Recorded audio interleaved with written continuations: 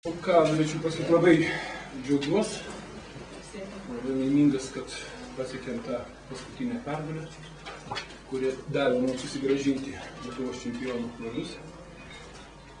Šios rungtynės diena buvo tokios pačios gražiausios gal, nes buvo ir pataikymai jau didesni, geresni, buvo visokiausių gudrybių visko. Geros rungtynės buvo, rytas irgi buvo pasiruošę gerai žaidė. Mums padėjo geras žaidimas Lūca, reikia pasakyti. Nes Rogus paskui biškį pavargo stipriai. Treneris kiek galėsiu, tiek atiduosiu jeigu. Tai džiaugiuosi visais vyrais. Stengiuosi, norėjau. Tai nežinau, nežiūrėjau dar nei techninio, nei ką. Nes turbūt jau nėra tikslo.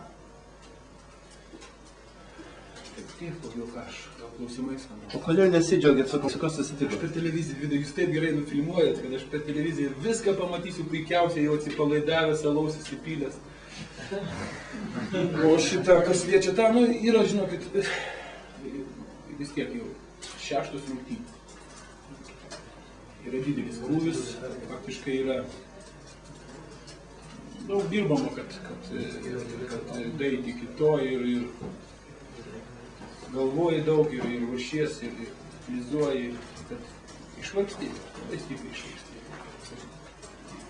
Nėra labai lengvas darbas tas trenerio, ypač kuo aukštesniam lygiui, to daugiau reikia dirbti, aišku. Tai bijojot, kad iš džiaugsmo infarktą gausit aikštelėje? Ne, tikiuosi, kad negausiu dar tokio amžiaus, būtų gerai dar negauti. Tai kodėl nedžiugaut kartu, neusidėjot tų marškinėlių auksinės? Suprantat, aš kartais pripratęs savyje pasidžiaugti. O paskui užsidėsiu chalatėlį viską, kaip ir jūs. Namie, eisiu į pliažą. Tikrai, čempionas, reikia visiems rodyti.